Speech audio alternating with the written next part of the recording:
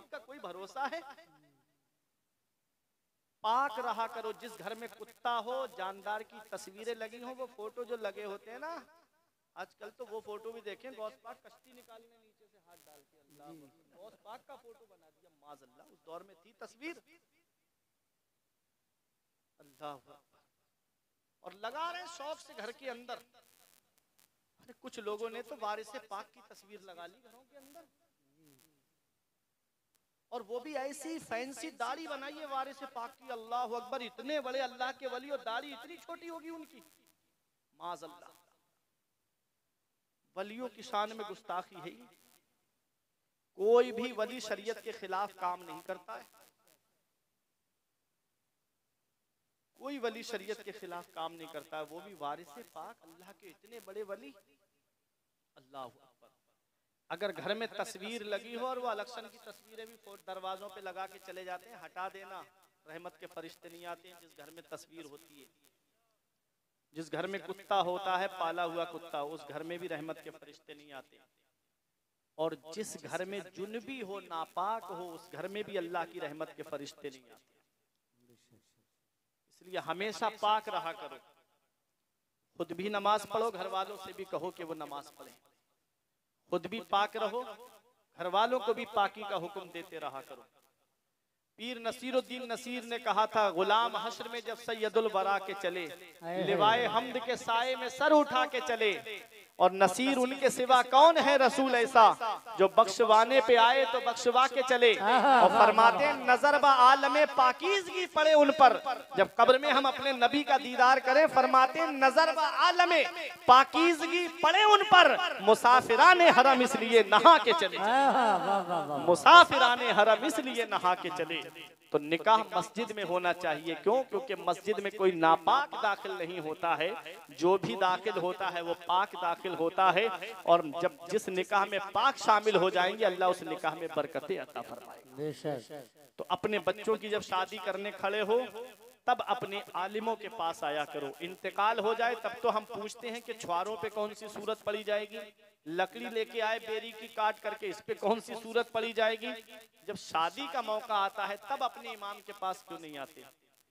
मौत के वक्त तो तुम्हें इमाम याद आता है, गम में तो इमाम याद आता है, और जब खुशी का मौका आता है तब क्यों इमाम याद नहीं आता? तब आओ ना इमाम के पास।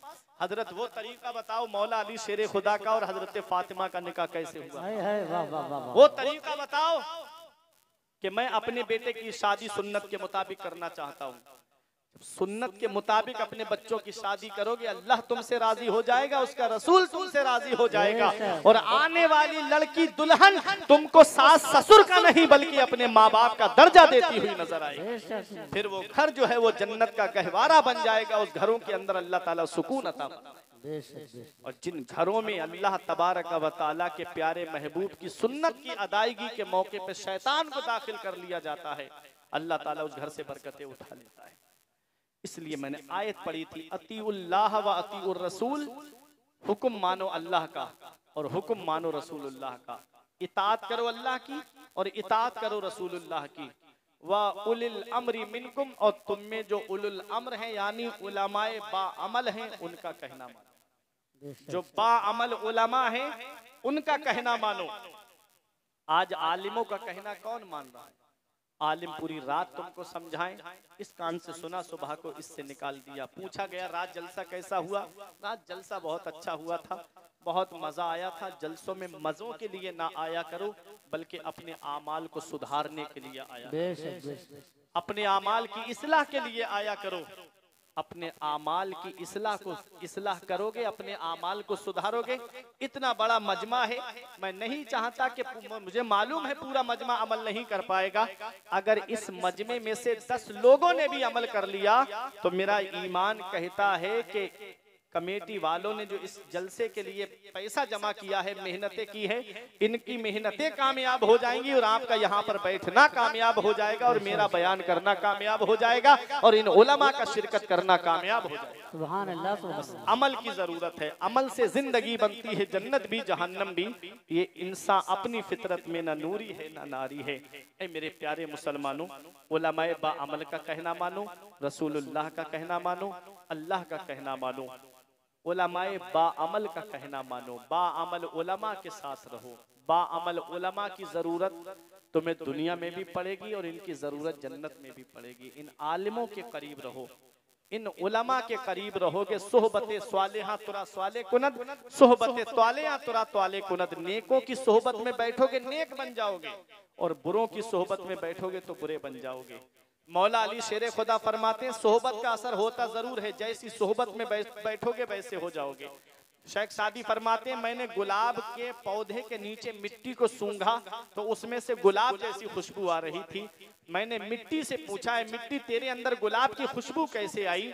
तो मिट्टी ने कहा मैं चंद दिन गुलाब की सोहबत में रही इसलिए मेरे अंदर से भी गुलाब की खुशबू आ रही है। मतलब क्या हुआ? मतलब ये है, और आला हजरत ने फरमाया रंग बेचने वाले के पास मत बैठो, अगरचे तुम रंग नहीं बेचते, रंग उड़कर जब कपड़ों पे लगेगा तो लोग कह देंगे कि ये भी रंग बेचता है। ये मिसाल है। क्या मतलब? मतलब ये है कि बुरों के पास मत बैठो, अगरचे तुम बुरे नहीं हो, अच्छे हो, लेकिन एक दिन आएगा कि लोग तुम्हें वहां बैठा हुआ देखेंगे तो कह देंगे कि ये भी उन्हीं में से है। शराब खाने के अंदर जाकर मुसल्ला बिछा के नमाज पढ़ोगे तो लोग क्या कहेंगे? शराब खाने से आ रहा है, शराब ही पीकर आ रहा है। तो जैसी सोहबत में रहोगे वैसा ही असर होगा। इन उलमा के पास बैठोगे तो शरीयत की बातें मिलेंगी, और दुनियादारों के पास बैठोगे तो दुनिया की बातें मिलेंगी। अच्छे काम करो, नेक अमल करो, और इन अल्लाह वालों के उर्स में जो आप आए हो, आपने जो उर्स की महफिल सजाई है, 2 मिनट की एक और बात मैं हदीस की रोशनी में आपको बता दूं, फिर बात खत्म करूं, आपके समझ में आ जाए। मेरे आका इरशाद फरमाते हैं, हदीस कुदसी है, हदीस कुदसी कहते हैं फरमान खुदा का हो, रिवायत करने वाले मदीने वाले मुस्तफा। नबी ने फरमाया कि अल्लाह ताला ने मुझसे फरमाया कि अपने महबूब अपने उम्मतियों से कह दो कि लोग अपने हक के लिए आपस में क्या लड़ेंगे, जो मेरे वली कयामत के दिन अपने चाहने वालों के लिए मुझसे झगड़ेंगे। मतलब वो कहेंगे मौला हमारे वो भाई कहाँ हैं जो हमारे साथ नमाजें पढ़ते थे, रोजे रखते थे, हमारे साथ उठते थे बैठते थे, वो गुनाहों की वजह से जहन्नम में चले गए होंगे। जहन्नम में वो पहुंच तो जाएंगे, लेकिन आप देखें जहन्नम में जो आग उन जलाएगी तो किसी के टखनों तक होगी, किसी की पिंडली तक होगी, चेहरा किसी का आग नहीं जलाएगी। अरे जलती हुई आग में इंसान को डाल दो तो पूरा जलेगा कि नहीं जलेगा? चेहरा बच जाएगा क्या? पूरा जिस्म जलेगा चेहरे के साथ में। लेकिन वो जहन्नम की आग में डाले जाएंगे, उनके चेहरे सलामत होंगे। चेहरे क्यों सलामत होंगे? इसलिए कि पहचान चेहरे से होती है। पहचान किससे होती है? चेहरे से होती है। मैं पहली बार आपकी बस्ती में आया, कारी इकबाल साहब की मोहब्बतें थी, मैं आपके यहाँ पर हाजिर हो गया। पहली बार मैं आया, आप मुझे नहीं जानते। अब दूसरी बार जब मैं आऊंगा आप मुझे पहचान लोगे, देखते ही कि ये वही हैं जो उर्स के पाक की महफिल में आए थे। पहचान लोगे कि नहीं? और मैं अब आकर के 15-20 साल के बाद आऊं, आपको मैं कहूं आपने मुझे पहचाना, आप कहोगे समझ में नहीं आ रहा है। मैं कहूंगा मैं 15 साल पहले आपके यहाँ उर्स की महफिल में आया था, तो आप कहोगे मौलाना आते जाते रहा करो ताकि जान पहचान बनी रहा करे। आते जाते रहा करो ताकि जान पहचान बनी रहा करे। अल्लाह उनके चेहरे नहीं जलाएगा जहन्नम की आग से।